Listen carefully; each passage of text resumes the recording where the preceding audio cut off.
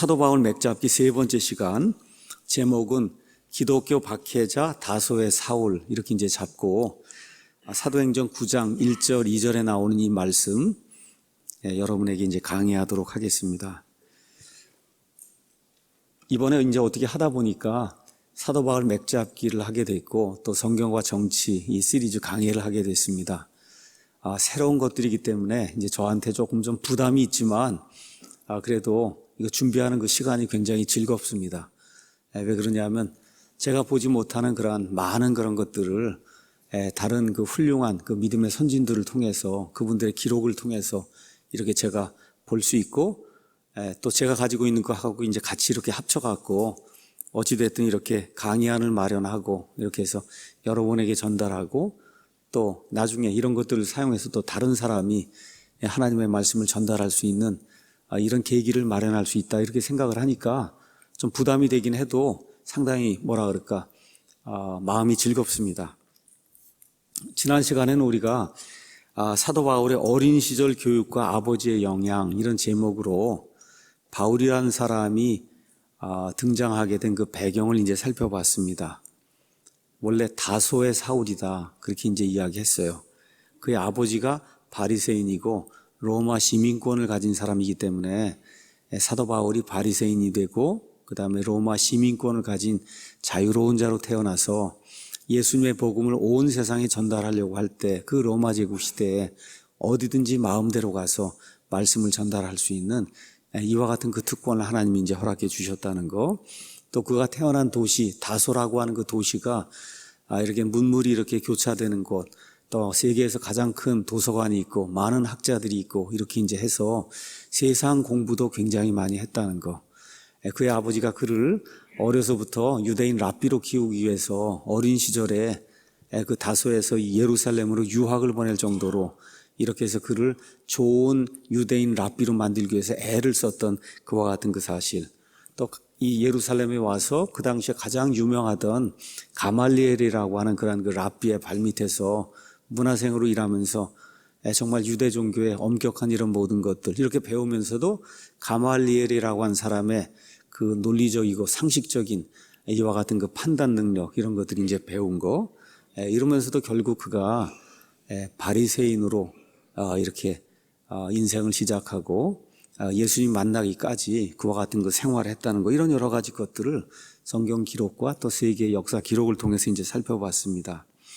그래서 내리는 결론이 뭐냐 하면, 스데반을 죽이는 일에 사도 바울이 동의를 했지만 다른 사람들처럼 소리를 지르고 고함을 지르고 돌을 던지고 하는 이와 같은 어떤 폭력적인 일, 이런 거는 하지 않고, 저 사람이 이단이라고 생각하지만 그럼에도 참으면서, 그러면서도 열심히 폭발하면 걷잡을 수 없이 사람을 죽일 수 있는 이런 정도의 이 성품을 지닌 아주 무서운 사람이다, 바리새인이다, 바리새인이 그런 사람이라는 거, 이런 것도 이제 우리가 지난 시간에 결론을 내렸습니다. 자, 그러면 스데반 사건 이후에 어떤 일이 일어났느냐? 사도행전 8장 1절에 가서 보니까 사울이 그의 죽음에 동의하더라. 그때 예루살렘에 있던 교회에 대한 큰 핍박이 있어서 사도들 외에는 그들이 다 유대와 사마리아 지역들로 두루 널리 흩어졌다, 이렇게 이제 기록이 되어 있습니다. 우리가 이 말씀을 잘 보시면 사도행전이 진행이 쭉 되면서 사도행전 1장 8절에 성령님께서 너희에게 임하신 뒤에 너희가 성령을 받고, 그렇죠? 그러면 그 다음에 나오는 게 예루살렘과 유대와 사마리아와 땅끝까지 이르러 나를 위한 증인이 되는 거잖아요. 그렇죠? 지금 이렇게 이제 되면서 여기 사도행전 7장 스데반 사건 생기기 전까지는 거기 든 사람이 100% 이제 유대인들인데, 이들의 생각에는 베드로가 이제 유대인들에게 복음을 선포하고 해서 유대인들이 돌아서기만 하면 언제라도 예수님이 재림하신다, 이런 지금 생각에 지금 잠겨 있는 거예요. 이렇게 하다 보니까 물건도 다 팔고, 그렇죠. 이제 예수님 재림하실 날이 얼마 안 남았으니까 공동으로 소유하고 뭐만 하는 거예요. 그냥 예루살렘 그 성전을 떠나지 않고 거기서 계속 모여갖고 기도하고 말씀 듣고 서로 교제하는 지금 그 일만 하고 있는데, 지금 하나님의 시간표 속에 지금 그러고 있으면 안 되잖아요. 그렇죠. 그러니까 하나님께서 이 스데반 순교 사건을 통해서 이 사람들에게 핍박이 가해지기 시작한 거예요. 이 핍박이 가해지니까 여기 나와 있는 것처럼 사도들 외에는 예루살렘에 있을 수가 없던 거예요. 예수님을 믿는다고 하면 박해가 너무 심하니까 예루살렘에 거할 수 없는 그와 같은 일이 그 사람들 생각에는 핍박 때문에 도망간 거다 이렇게 우리가 생각하지만 하나님 편에서는 제가 말씀드린 프로비던스, 미리 앞을 내다보시고 하나님의 계획대로 사람들을 쭉 이끌고 나가는 그런 일이 이제 시작이 된 겁니다.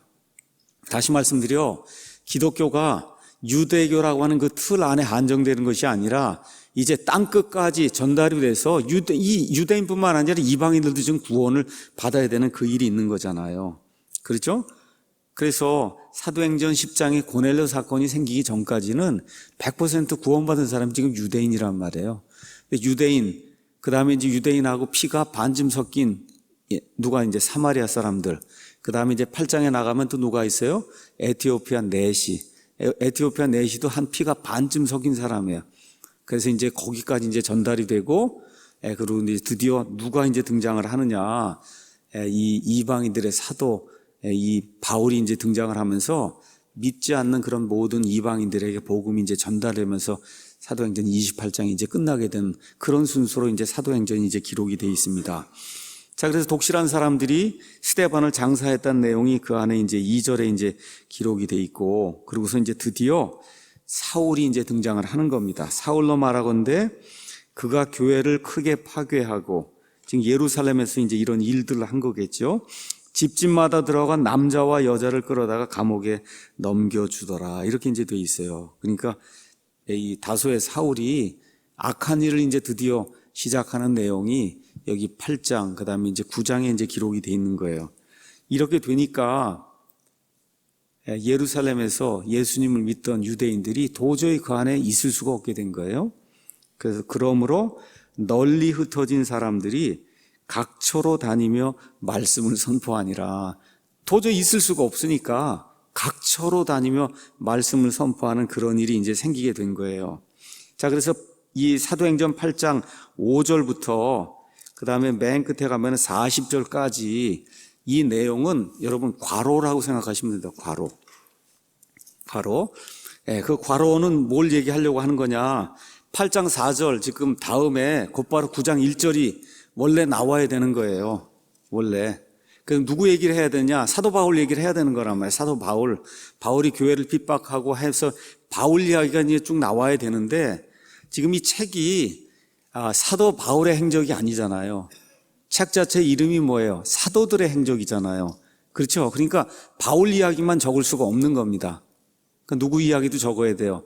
사도 베드로 이야기도 이제 적고 이렇게 해서 사도들의 행적을 담아야 되기 때문에 여기 지금 8장 5절에서 40절 누가가 사도 바울 이야기를 잠시 멈추고 바울이 더 극렬하게 예수님 믿는 사람들을 핍박하고 그러면서 결국 시리아 다마스쿠스까지 가서 이 악한 일을 하려고 하는 그 시점이 오기 전에 무슨 일이 있었느냐. 이걸 지금 가르쳐 주는 내용이 8장 5절에서 이제 40절에 이제 기록이 되어 있습니다.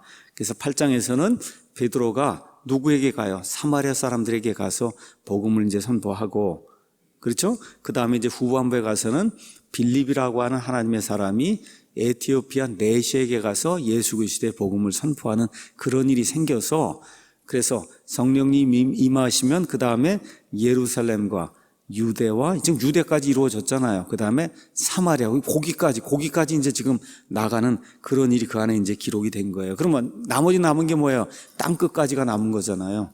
그래서 땅끝까지 그 일을 위해서 지금 사도 바울이 여기 등장을 하는 거다. 그렇게 이제 여러분이 이해를 하시면 되겠습니다. 근데 하나님 보시기에 이 극렬한 기독교 핍박자, 그렇죠? 이 사람이 이방인들의 사도로 그 당시 살고 있던 사람들 가운데 가장 적합하다는 거예요. 이게 엄청난 아이러니죠, 이게.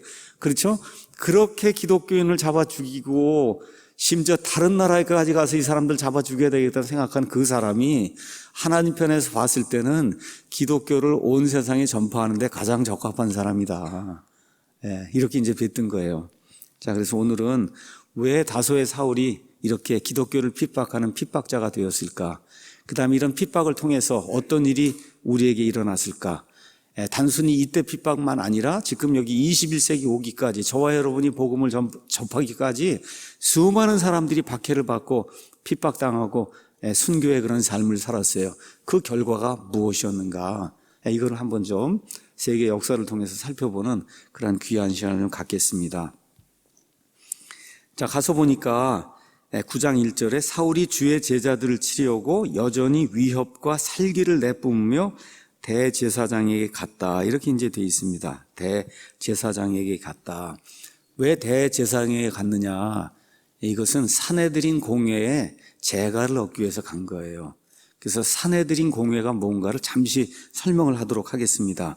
라이프 성경 사전에 가서 보니까 우리가 이제 공회 이야기는 많이 들었는데 사내들인 공회 여기에 대해서는 직접 이렇게 성경에 많이 언급이 되어 있지 않기 때문에 제가 여러분에 잠깐 말씀드리겠습니다. 사내들이라고 하는 말은 뭐냐? 함께 둘러 앉는다는 거예요. 함께 둘러 앉는다. 그래서 유대인들의 최고 의결 통치기관이에요. 최고 의결 통치기관. 그래서 여러분이 민수기 11장 16절 가서 보면 모세가 70명의 장로들을 임명을 해서 그래서 그들이 이스라엘 백성을 치리하게 만드는 그런 일이 민수기 11장에 있는 걸 저와 여러분이 보게 됩니다. 그래서 그 70명의 기원을 해서 사내들인 공회는 70명으로 구성이 되어 있어요. 거기에 의장이 누구냐? 대제사장이에요. 대제사장. 그래서 결국은 71명으로 구성이 되어 있는 유대인들의 최고 통치 의결 기관이 사내들인 공회입니다.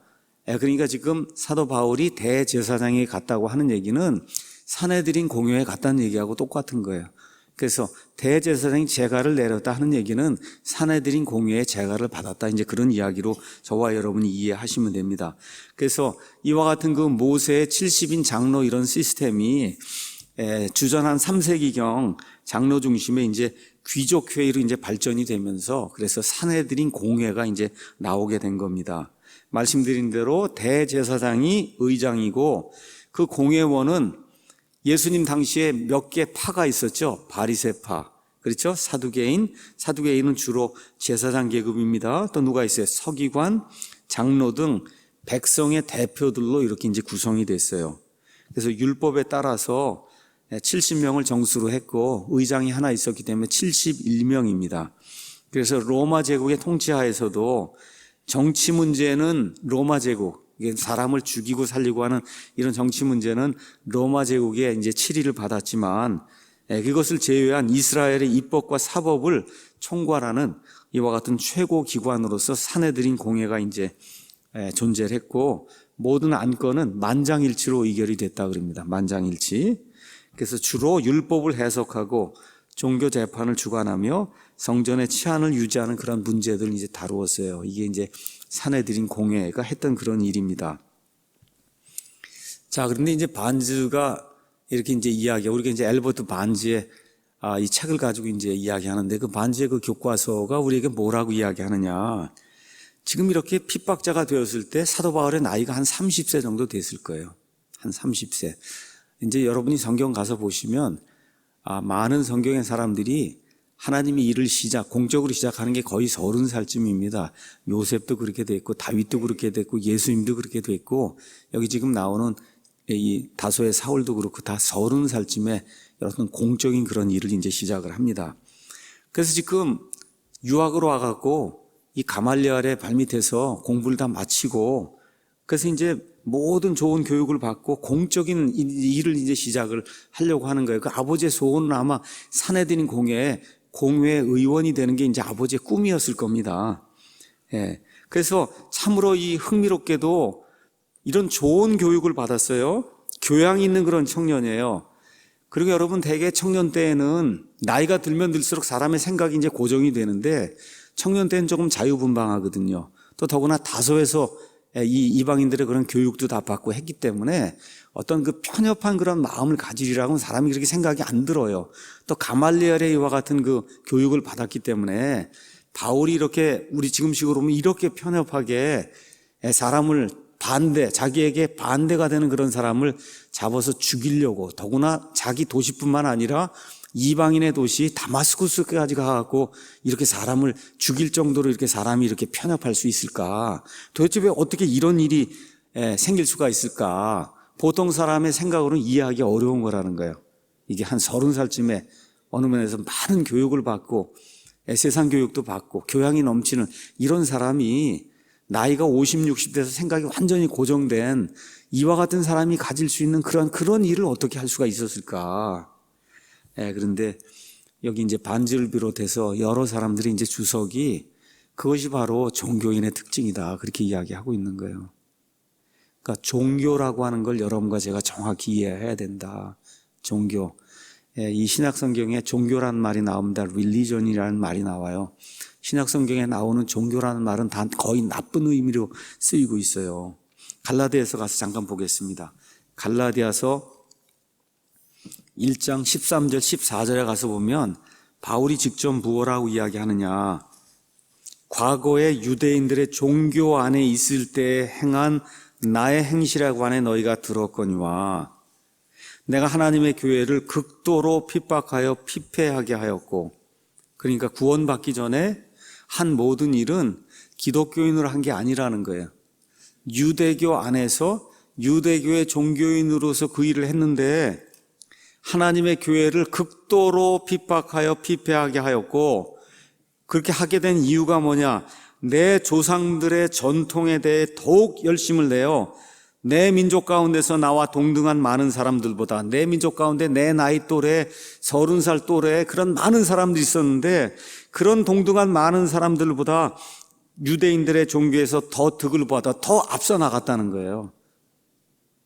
그러니까 종교는 뭘 이야기하는 거냐? 조상들의 전통을 이야기하는 거거든요. 조상들의 전통. 이 조상들의 전통을 지키려도 하다 보니까 심지어 많은 사람들을 죽이는 그 일까지 하게 됐다. 그거를 성경은 종교라고 이야기하는 겁니다. 또한 사도 바울이 회심하기 전에는 유대인 청년으로서 어떤 영웅심 같은 것이 있지 않았겠느냐, 이렇게 이제 보는 견해도 있어요. 여러분 민수기 25장 7절에서 13절 가서 보시면 이집트에서 탈출한 이후에 이스라엘 백성이 빙빙 돌다가 그리고 결국 어디로 왔냐 하면 요르단강 동편에 시딤에서 거기에서 누가 나타나요? 이 여러분 잘 알고 있는 이 바알 부올 이제 사건이 이제 생기게 되죠. 이렇게 이제 되면서 거짓 대언자 발람이라는 사람이 생기게 되고, 그렇죠? 이런 일들이 생기면서 이스라엘 백성이 거기서 이제 걸려 넘어지는 그런 일이 생깁니다. 그래서 바알 부올 숭배하고 그 형별로 진영 전체에 역병이 이제 돌게 될 때 어떤 일이 생겼냐면, 정말 그때 모든 백성이 회개하고 하나님 앞에 잘못했습니다 하고 나아가야 될 그 시점에 이스라엘 백성 중에 하나 남자 시므리라고 하는 남자가 하나님이 극도로 미워하는 그 이방인의 여자 미디안 여자 고스비를 사람들 보는데 앞에서 자기 텐트로 데리고 들어가서 그래서 동침하는 그런 걸 보고, 그때 누가 등장을 해요? 비느하스라고 하는 사람이 등장을 해서 창을 가지고 가서 이 두 사람을 내리 꽂아서 죽이는, 이러한 그 일이 민수기 25장 7절에서 이제 13절에 이제 기록이 돼 있어요. 그 결과 하나님의 진노가 이제 멈추게 되고, 그러면서 어떤 일이 생겼어요? 이 비느하스, 그 비느하스와 그의 후손이 영원토록 대제사장 직분을 받게 되는 그런 일이 약속이 나오는 게 거기 민수기 25장이 이제 나옵니다. 그러니까 유대인 이 청년으로 정말 지금 멀리서 아버지가 돈 보내주고 해서 여기 예루살렘까지 와서 공부도 하고 막 이렇게 하는 상태에서 내가 이런 비느하스와 같이 정말 하나님의 일을 위해서 지금 저기 일어난 저 이단들 저걸 내가 다 처벌을 해야 되겠구나, 이와 같은 어떤 영웅심도 작용했을 거다, 이렇게 이제 보는 견해가 있고, 그 다음에 이제 궁극적으로 왜 유대인들이 이런 일들을 하느냐, 여러분이 고린도후서 3장에 이제 가서 보면은 여기 가서 보니까 이렇게 이제 기록이 돼 있어요. 여기 3장에 가서 보니까 15절에 이날까지도 모세의 글을 읽을 때 그 베일이 그들의 마음을 덮고 있도다. 다시 말해 유대인들이 예수님이 왔음에도 불구하고 여전히 베일로 눈을 가리고 있다는 거예요. 눈을 가리고 있어요. 그래서 바울이 이 모든 걸 깨달은 다음에 뭐라고 얘기하느냐, 17절에 16절에 그럼에도 불구하고 그들의 마음이 주께로 예수님께로 돌아서면 그 베일이 벗겨진다는 거예요. 그 베일이 벗겨진다. 그러니까 유대인들은 아무리 종교 생활을 열심히 해도 예수님을 알아볼 수 없다는 거예요. 왜? 근본적으로 베일이 가려 있다는 거야. 베일, 여러분. 베일이 가려 있다. 그래서 그 베일이 언제 이제 벗겨지느냐? 예수님께로 돌이키면 벗겨진다. 그래서 그 자유의 영, 17절, 이제 주께서는 그 영이시니 주의 영이 계신 곳, 거기에는 자유, 해방의 자유가 있다. 이 베일로 가려져서 속박 가운데 놓여 있다는 거예요. 그래서 이 베일이 치워져야만 그래야 유대인들이 예수님을 알아볼 수 있다는 거예요. 그게 근본적인 문제라는 겁니다. 이 유대인들의 근본적인 문제. 유대인들뿐만 아니라 여기 4장으로 넘어가서 보면 여기 3절에 만일 우리의 복음이 가려졌다면 그것은 잃어버린 자들에게 가려졌다. 유대인들에게 그 베일이 가려진 것처럼, 베일이 유대인들을 가린 것처럼 이방인들 가운데도 종교 생활하고 예수님을 부정하는 그런 사람들이 많이 있다는 거예요. 그들에게도 뭐가 있어요? 복음이 가려졌다는 거예요. 그들 속에서 이 세상 신이 믿지 않은 자들의 마음을 가려 하나님의 형상이신 그리스도의 영광스러운 복음의 빛이 그들에게 비치지 못하게 하였느니라. 그러니까 예수님 믿기 전에는 유대인이든 이방이든 마음에 베일이 가려 있다는 거예요. 베일이. 그게 가려져 있기 때문에 그 베일이 없어지기 전까지는 아무리 교육을 많이 받고 자유로운 그런 사상을 많이 받고, 그렇죠, 세계 최고의 교육을 받았어도 그 사람은 예수님을 대적할 수밖에 없는 그런 사람이다. 지금 성경이 우리에게 그렇게 이야기해 준다는 겁니다. 자, 이렇게 하다 보니까 어떤 일이 생기느냐? 로마서 이제 10장에 나와 있는 것처럼 바울이 역시 또 회심한 이후에 자기를 돌아보니 이렇게 이제 돼 있는 거예요. 10장 2절에 내가 그들에 대해 증언하노니, 내 동포들 유대인들에 대해 증언하노니 그들이 하나님에 대한 열심은 있으나 지식에 따른 게 아니다. 엄청나게 열심히 한다는 거예요. 근데 지식, 알지 못하고 한다는 거예요. 그들이 하나님의 의를 알지 못하여 자기의 의를 세우려고 하면서 하나님의 의에 복종하지 아니하였느니라. 이게 종교라는 겁니다. 그래서 오늘 유대인들의 종교, 열심, 그렇죠? 여기를 가리고 있는 베일, 그렇죠? 우리 마음을 가리고 있는 거, 이런 것들, 이게 가리고 있으면 아무리 좋은 인품의 소유자고 교육을 많이 받았어도 예수님을 핍박하고 예수님 믿는 자들을 핍박하는 그런 일을 할 수밖에 없다. 지금 그렇게 이야기하는 거예요. 이렇게 되다 보니까 그의 양심이 굳어버렸어요. 양심이 굳으니까 예수님이 예언하신 일을 하는 겁니다. 요한복음 16장 가서 보니까 예수님이 돌아가시기 전에 이미 예언을 하셨어요. 16장 2절에 그들이 너희를 회당들에서 내쫓을 것이요 참으로 때가 오면 너희를 죽이는 자마다 자기가 하나님을 섬긴다고 생각하리라. 여러분 이해하시겠죠? 종교에 빠져서 하나님을 제대로 알지 못하면 하여튼 악한 일을 저지르면서도 나는 하나님을 위해서 무지무지 선한 일을 한다고 그렇게 생각하는 일이 생긴다는 거예요. 거기에 지금 대표적이고 전형적인 사람이 지금 사도 바울이라는 겁니다. 공부를 그렇게 많이 했어요. 이방인들의 공부 최고 가는 그런 공부를 했어요. 다소에서. 그렇죠? 여기 지금 예루살렘에 와서 최고의 그 유대인 그런 공부를 했어요. 인품이 훌륭한 사람이에요. 어느 누구에게 내놔도 뭐 언변이나 모든 것에서 딸리는 것이 하나 없는 그런 훌륭한 사람이에요. 그럼에도 불구하고 예수 그리스도를 알아보지 못하고 진리의 빛을 발견하지 못하고 예수님 믿는 사람들을 원수로 삼아서 예수님을 대적하는, 그러니까 예수님 나중에 사울을 만나서 뭐라 그래요? 사울아 사울아 왜 내가 나를 핍박하느냐? 나를 믿는 사람들 핍박하느냐 그러지 않잖아요. 왜 내가 나를 핍박하느냐 그러잖아요. 이런 일을 하게 된다는 거. 그래서 제가 늘 이야기하듯이 종교의 탈을 벗어나야 되는 겁니다. 종교의 틀을 벗으셔야 돼. 종교의 틀을 벗어나야만 그래야 예수 그리스도를 발견할 수 있어요. 자, 이렇게 되고 그래서 사도행전 26장 9절에서 사도 바울이 나중에 스스로 이제 고백을 합니다. 26장 9절에 아그리빠 왕 앞에서 고백을 하는 거예요. 9절에 참으로 내가 나사렛 예수님의 이름을 대적하는 많은 일을 해야 함이 마땅한 줄로 스스로 생각했다는 거예요. 구원받기 전에는 예수님 대적하는 일도 내가 너무 열심히 있기 때문에 한두 개 하는 게 아니라 무지 많이 해야 된다. 이렇게 생각을 했다는 겁니다. 그래서 예루살렘에서도 그 일을 행하여 내가 수제사장들로부터 권한을 받아 성도들 중에서 많은 사람을 감옥에 가두며 또 그들을 죽일 때 그들을 대적하는 목소리를 냈고, 스데반의 경우 그렇게 했잖아요.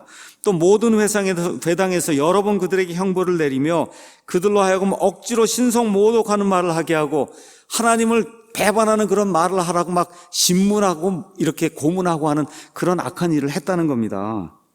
또 그들을 향해 심히 격분하여 낯선 도시들에까지 가서 그들을 핍박했다. 성경에는 다마스쿠스 하나만 나오는데 도시들이라고 지금 표현이 된 거 보니 이방인들의 다른 도시에도 가서 그런 악한 일을 본인이 했다고 아그리빠 왕 앞에서 자기의 과거를 이렇게 고백하는 내용이 그 안에 이제 기록이 된 거예요. 이렇게 하니까 남자든 여자든 상관하지 않았다는 거예요.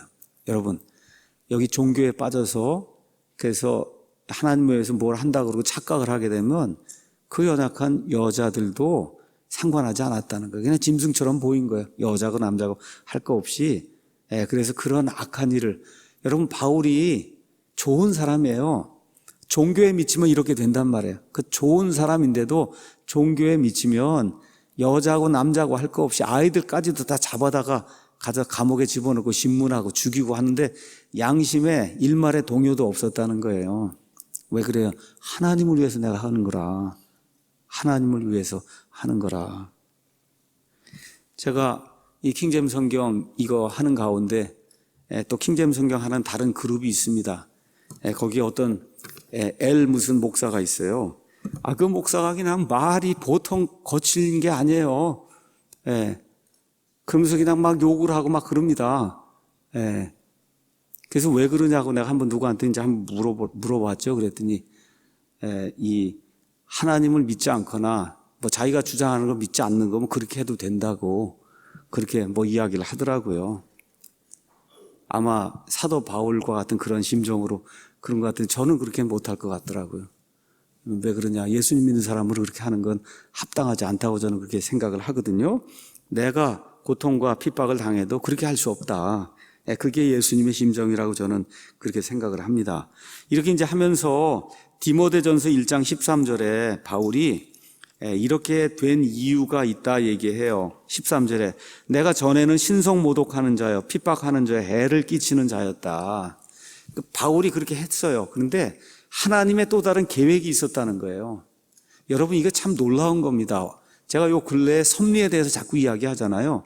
바울의 입장에서 그냥 하나님을 섬긴다고 그러고 그렇게 하면서 악한 일들을 저질렀는데 하나님은 목적이 있었다는 거예요. 그 목적이 뭐냐? 도리어 긍휼을 얻게 되면 내가 믿지 않은 가운데 알지 못하고 그것을 했기 때문이다. 그게 끝이 아니에요.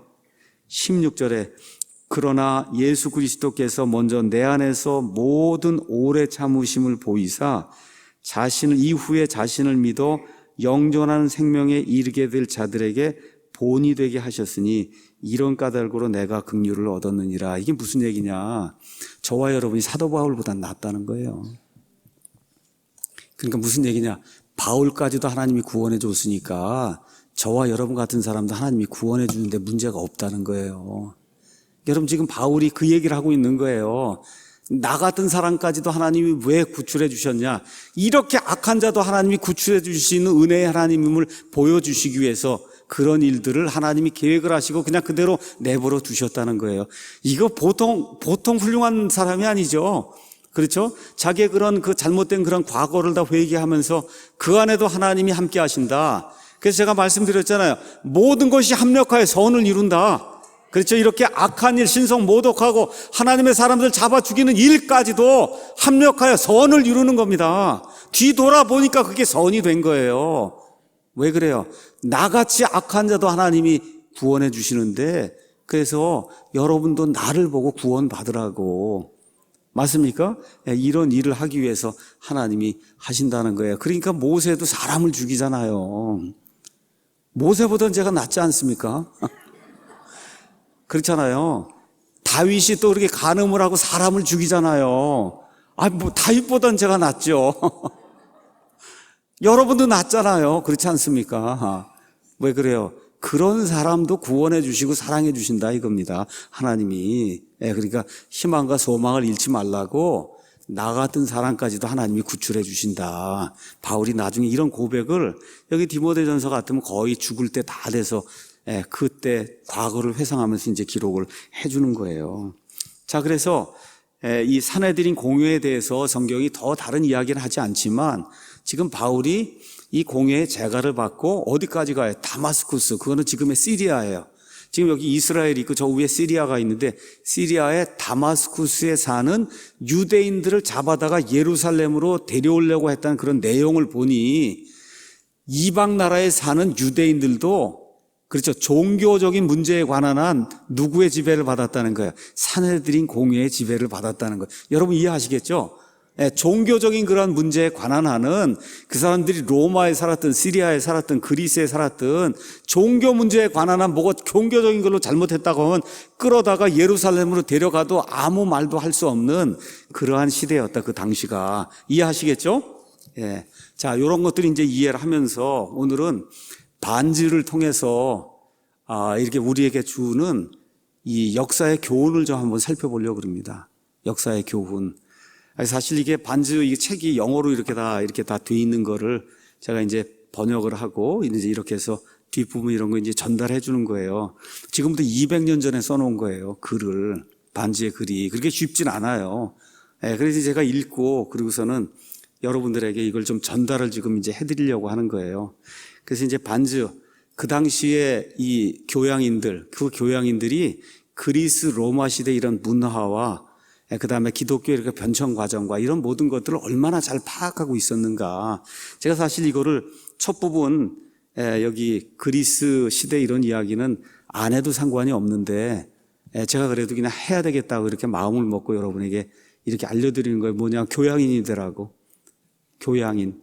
아시겠죠? 세계를 이렇게 이해하는 교양인이 저도 되고 여러분이 되고, 이렇게 되는 그리스도인이 돼야지 그냥 교회 안에서 뭐 이거만 하면 안 돼. 교양인이 좀 돼야 된다. 이런 차원에서 앞부분은 이제 말씀을 드리고, 그 다음에 이제 뒷부분은 왜 기독교는 핍박을 받는가. 말씀을 드리고, 마지막으로 그 핍박을 받은 결과가 지금 무엇인가. 그래서 반지가 이렇게 쭉 정리한 그런 내용을 여러분이 교양인이 되도록 여러분에게 좀 말씀을 좀 드리겠습니다. 먼저, 반지가 이야기하려고 하는 건 뭐냐 하면 인류 역사를 봐라. 기독교뿐만 아니라 인류 역사를 보면 새로운 사상이나 철학이 등장하면 항상 핍박을 받았다는 거예요.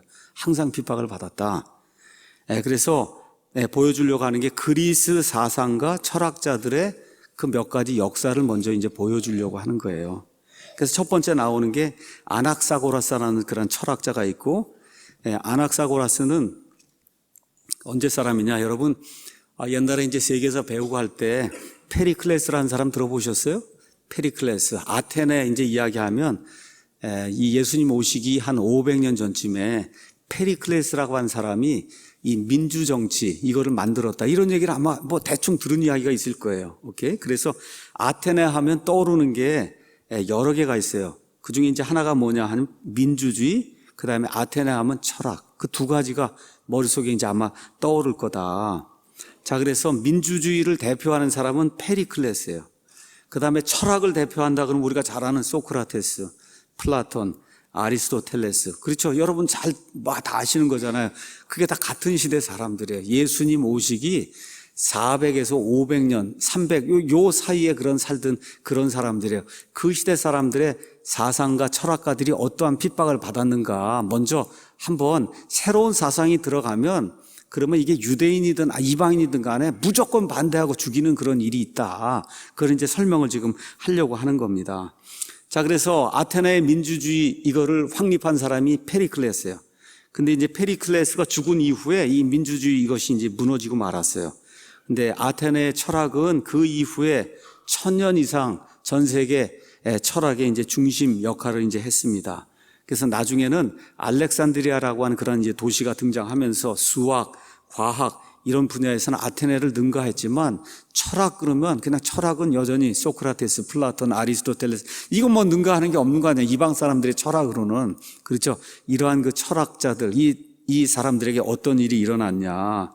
아테네에 이제 철학을 도입했던 사람이 누구냐? 아낙사고라스다. 아낙사고라스. 그 아낙사고라스를 아테네로 데려온 사람이 누구냐? 페리클레스예요. 그러니까 페리클레스라는 사람이 이제 민주정치에서 이런 걸 확립을 하면서 단순히 정치뿐만 아니라 사람들의 생각, 사상 이런 것들도 개화를 해야만 그래야 좋은 국가가 될 수 있다 이렇게 생각을 하고 아낙사고라스라고 하는 이런 사람을 밀레토스라고 하는 데서 초빙을 하게 됩니다. 초빙. 그렇죠? 그래서 역사상 최고의 황금기라 불리는 페리클레스 그 시대에 이때 국민들 계몽을 위해서 페리클레스가 초빙한 사람이 아낙사고라스. 어디냐면 밀레토스라고 나오는데 우리 성경에는 밀레도라는 얘기 들어보셨죠? 밀레도라고 하는 데서 살던 아낙사고라스 이제 데리고 와요. 이 사람은 주전 462년부터 432년까지 아테네에 이제 한 30년 동안 살면서 아테네 사람들에게 사상을 주입한 거예요. 그 이후에 소크라테스 이런 사람들이 이제 나오게 되는 겁니다. 자, 아낙사고라스의 철학은 한마디로 뭘 얘기하는 거냐? 뭘 얘기하는 거냐? 모든 것은 그냥 생길 수 없다는 거예요. 모든 것은 그냥 생길 수 없다. 그러니까 다시 말씀드려, 모든 것에는 그거를 설계한 지적 설계자가 있다는 거예요. 그걸 가르쳐 준 사람이 아낙사고라스예요.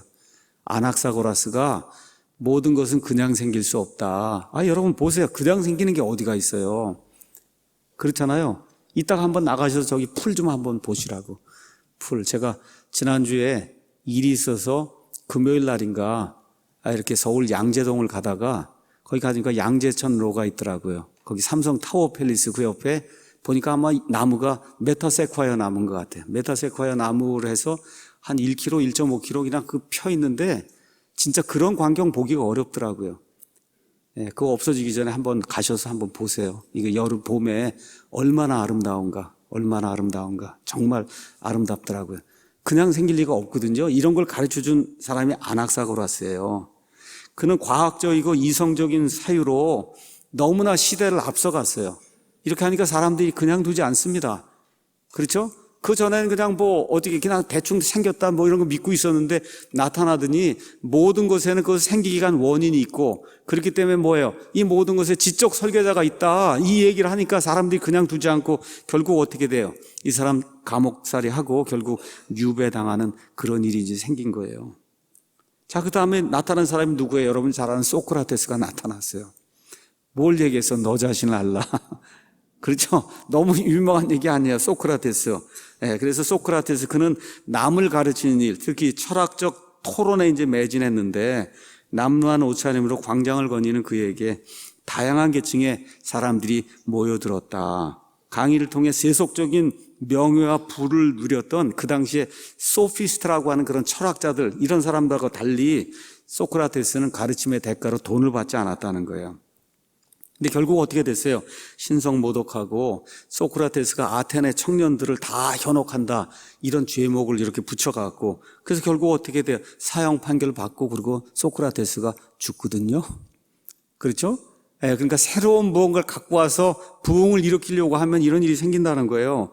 그 다음에 나타난 사람이 누구예요? 플라톤이에요. 그렇죠? 소크라테스의 제자. 그는 2번 감옥 가고 한 번은 노예로 팔렸어요. 이 사람들에게 이런 사상을 가르친다고.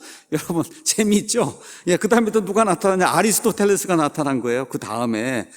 그래서 결국 아테네에서 살지 못하고 목숨을 부지하기 위해서 아테네에서 도망갔어요. 우리가 지금은 아리스토텔레스, 플라톤 이런 것만 생각을 하는데 실제 이 사람들이 나타나서 어떤 사상 새로운 걸 가르쳤더니 다 핍박을 받았다는 거예요. 다 핍박을 받았다. 그러면서 이제 반지가 얘기하는 게 우리 예수님을 한번 보라는 거예요. 어떻게 해서 예수님 심지어 십자가에 이 사람들이 처형을 시키지 않았냐.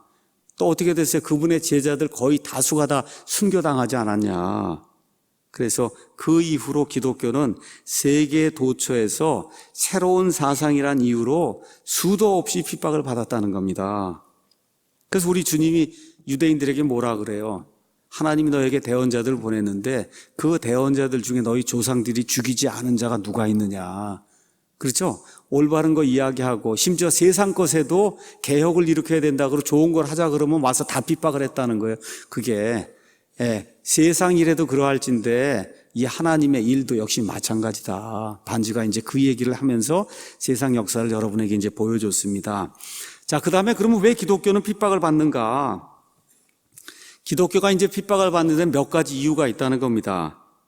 첫 번째, 이거 아주 중요한 거예요. 아주 굉장히 중요하더라고요. 첫 번째, 사람들 사이에는 의견의 전쟁이 있다는 거예요. 사람의 의견은 사실상 사람의 일부라고 하는 거예요. 일부. 그래서 의견은 사람의 자유나 생명만큼 중요한 겁니다. 어떤 사람이 의견을 펴면 그에게 가장 중요한 삶의 목적이 표현된 게 그 사람이 가지고 있는 의견이에요. 의견. 그의 영향력과 명성을 표현한 거예요. 한 사람이 인생을 살면서 체험한 것들, 공부한 것들, 목격한 것들의 결과가 의견으로 나오는 거예요. 여러분 맞습니까? 그렇죠? 그러므로 이 의견이 틀리다, 당신 의견이 틀리다, 예수님만이 확실하다, 부활이 있다, 윤회가 틀리다, 이렇게 이런 의견을 펴면 사람들이 극도로 거부하며 반응을 일으킨다는 거예요. 왜 그러냐? 그게 그의 인생 전체를 공격하는 거기 때문에.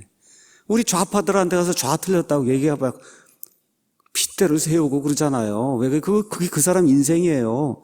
그렇게 살아왔기 때문에. 맞습니까, 여러분? 예. 저는 지옥을 무서워하지 않아요. 그래서 지옥이 있다 이런 거 얘기하는 거 전혀 무서워하지 않는데, 이 믿지 않는 사람에 가서 지옥 얘기야 왕이랑 막 난리를 치죠.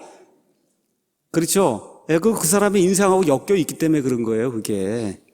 우린 풀려놨으니까 지옥 얘기 뭐 1000번, 10,000번을 해도 귀에 여기 들어왔더니 나가지 하나도 안 들어오거든요. 천국 얘기만 딱 여기 남거든요. 저는 인생이 이렇게 이제 돼서. 의견이라는 게 그런 거예요. 사람의 의견. 이게 무서운 거예요. 의견이 그렇기 때문에 의견이 다르다 이렇게 얘기하면 그 사람 자체를 공격하는 걸로 받아들인다. 반즈가 아주 너무나 멋있게 분석을 했습니다. 그러니까 유대인들에게 예수님이 구원자라고 얘기하면 말 그대로 죽일 놈이 된다는 거예요. 여태까지 우리가 모세의 율법을 지키면서 1500년 동안 이 시스템을 구축을 해왔는데 지금 와서 어떤 예수란 사람이, 그 사람들 생각에는 사생아인데 이 사생아가 나타나갖고 뭐 구원자라고 우리 얘기하는, 이건 뭐 말 그대로 받아들일 수 없는 의견이 되는 거예요. 이해하시겠죠? 두 번째, 이것도 중요한 거예요. 뭐냐면 세상에는 이미 어떤 의견에 따라 형성된 조직과 기관이 있어요. 이거를 우리가 기득권이라고 이야기하는 거예요. 기득권.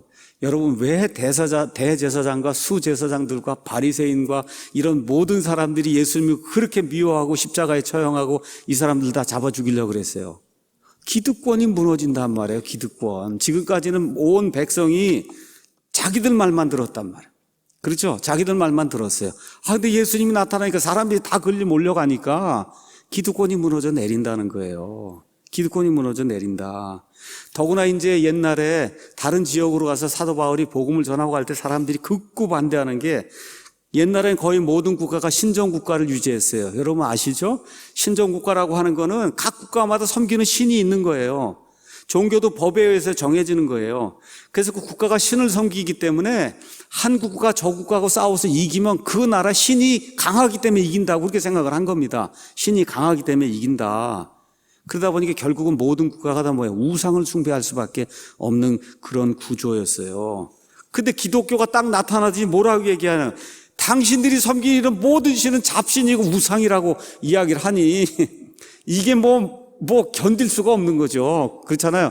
그게 A 국가만 아니야. 모든 나라 다 잡신이라고 그러는 거예요. 모든 나라의 모든 신들이 다 잡신이고, 이 성경에 나와야 하나님, 그렇죠, 예수 그리스도만 참 신이고 참 하나님이라고 이야기를 하니 가는 데마다 핍박을 안 당할 수가 없는 거예요. 지금 이 기독교라고 하는 게. 그러니까 결국은 기독교는 세상 모든 종교에 탄압을 받을 수밖에 없는 거예요. 타협이 안 이루어지지 않습니까?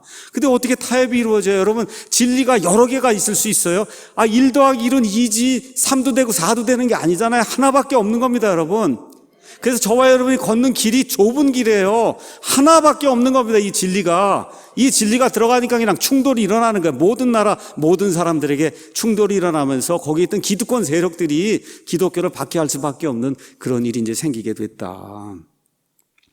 유대교든 다른 이방 종교든 이제 새로운 시대가 왔으므로 그들이 섬기던 거, 그들이 행하던 모든 걸 다 버려야 된다고 지금 바울이 외치고, 이 예수님의 제자들이 외치고 그 위에 기독교인들이 외치니까 사람들이 안 된다는 거죠. 왜 그래요? 거기 딸린 조직과 기관과 거기 봉사하는 사람이 얼마나 많아요.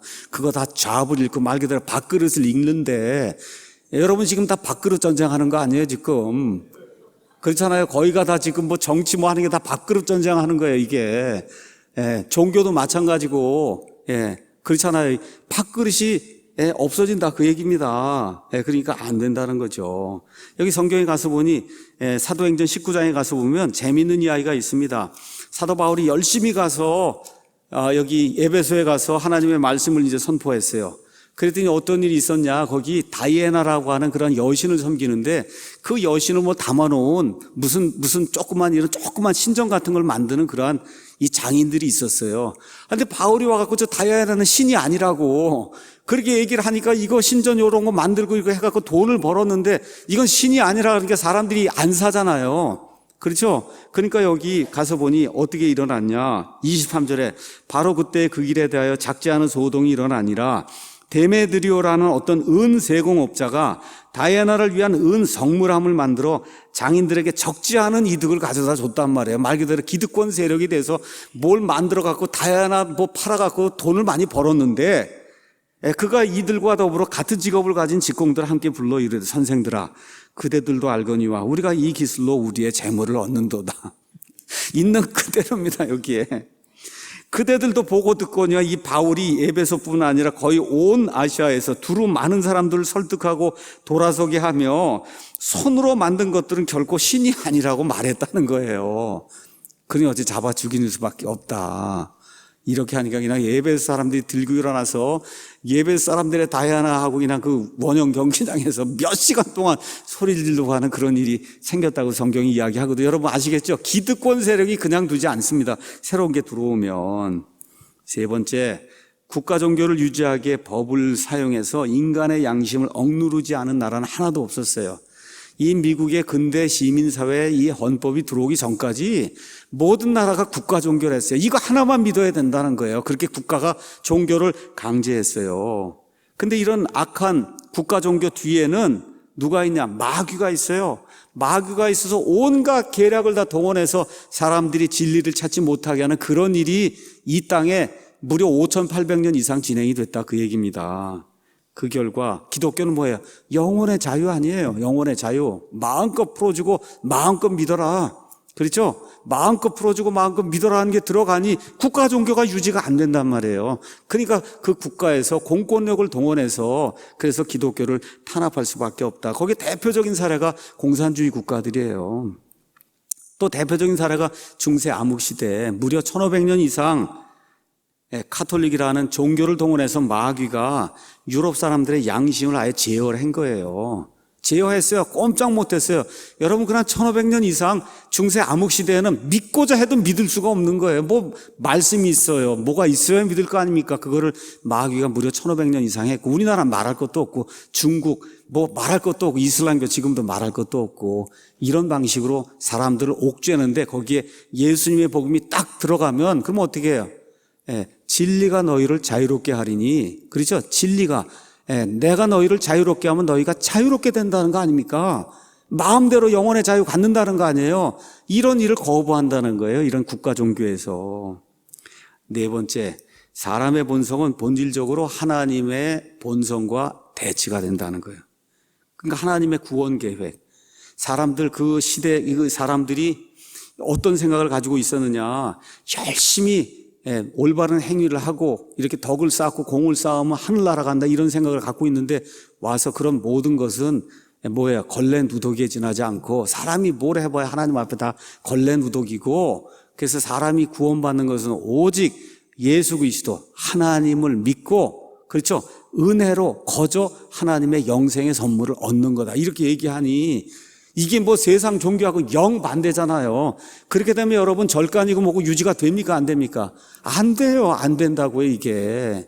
돈을 갖다 내야 거기다 금붙이도 하고 뭐도 하고 해서 거기 유지가 되는데 어떻게 해요? 사람이 은혜로 하나님의 은혜로 믿음으로 의롭게 된다고 이야기를 하니 그러니 이 기독교가 들어가는 곳에서는 극구 반대가 일어날 수밖에 없다는 거예요. 그래서 하나님의 구원 계획이 기독교를 통해서 이제 선포가 되니까 마귀가 참을 수가 없는 거예요. 모든 걸 동원해서 인간의 반역성을 자극해서 기독교를 박해하는 그런 일이 이제 생기게 됐다. 고린도전서 1장 18절 가서 보니까 예수 그리스도의 십자가를 선포하는 것이 멸망하는 자들에게는 어리석은 일이지만 우리에게는 하나님의 권능이 된다 그랬어요. 똑같은 게 믿지 않는 자들, 그렇죠. 마귀가 눈을 가린 자들, 저게 저렇게 어리석은 일이 있을까? 그런 일이 되고 우리에게는 우리를 구원하는 하나님의 권능이 된다는 겁니다. 권능. 이렇게 천차 만별의 이런 차이가 난다는 거예요. 그래서 우리가 뭘 주장하느냐? 인간의 전적 부패와 타락을 주장하는 거. 우리 기독교에서는 무슨 얘기예요? 사람 안에는 소망이 없다는 걸 주장하는 거예요. 근데 인간의 모든 종교는 너가 조금 잘하고 뭐 잘하고 자 이렇게 하면은 그러면 뭐가 될 수 있다고 이걸 자꾸 부추기는데 우리 기독교가 딱 들어가니까 사람 안에는 소망이 없습니다. 여러분 맞습니까? 이거를 주장하니까 기분이 팍 상하는 거예요. 그렇죠? 그 다음에 오직 은혜로 믿음으로 사람이 의롭게 된다. 하나님이 거저 구원을 주시는 거다. 그 다음에 또 뭐가 있어요? 사람이 영원토록 구원받아 하나님께 살든지 아니면 구원받지 못하면 영원토록 마귀와 함께 심판을 받아 지옥 불 속에 들어간다. 그 전에는 없어진다 그랬단 말이에요. 사람들이. 사람은 다 없어진다. 그냥 악하게 살든 뭐하든 없어진다 그랬는데 그게 아니고 영원 무궁토록 지옥 불 속에 들어간다고 얘기하니까 너무너무 듣기 싫은 거예요. 그러니까 세상 사람들이 반대하고 나서는 거예요.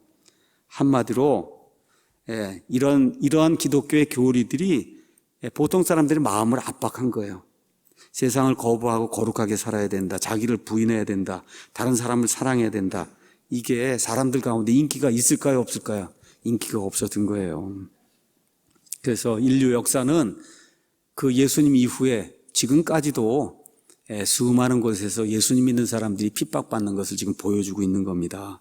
자, 그러면 마지막으로 기독교 진리를 지난 예수님 이후에 1500년, 지금 1800년 어떤 나라는 남미 같은데 지금도 이 핍박이 이루어지고 있고 이슬람교 지금 하는데 지금도 핍박이 이루어지고 있잖아요. 기독교 진리를 핍박한 그 결과가 뭐냐? 2000년 동안 인류가 기독교를 핍박하고 얻은 결과가 뭐냐? 첫 번째, 이것도 중요한 겁니다. 선한 것과 진리 그리고 진실은 결코 박해를 통해 파멸시킬 수 없다는 걸 배우게 된 거예요. 그래서 여기 기독교가 여기 있는 겁니다, 여러분. 우리가 하나님의 오른쪽에 같이 자유민주주의, 자유시장경제 체제 이런 거 진리와 진실입니다, 여러분. 거짓이 아무리 누르려고 해도 우리 국민들이 그냥 두지 않을 겁니다, 이거.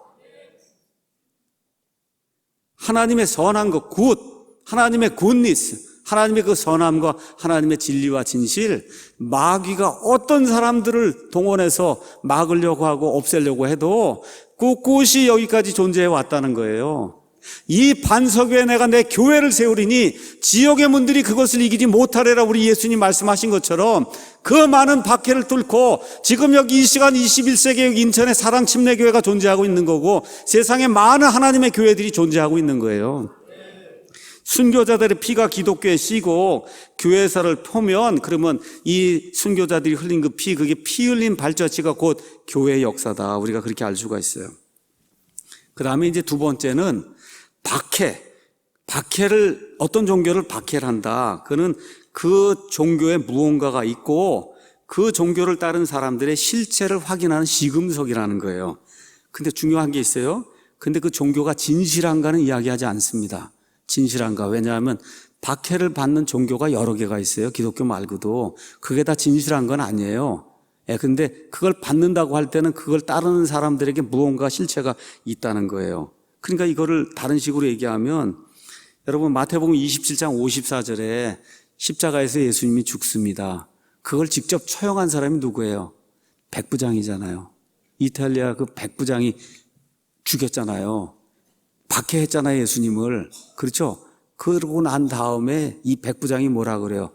참으로 진실로 이분은 하나님의 아들이었도다. 그렇게 고백을 하지 않습니까? 그렇죠? 그러니까 예수님의 처형 자체가 성경에 기록된 거하고 일치하는 거를 이 백부장이 눈으로 보게 되니까 우리가 믿는 그분, 이 핍박을 통해서 예수님이라고 하는 그분, 우리가 믿는 기독교가 확실한 진리라고 하는 사실이 온 천하 만방에 이렇게 알려지게 됐다는 거예요.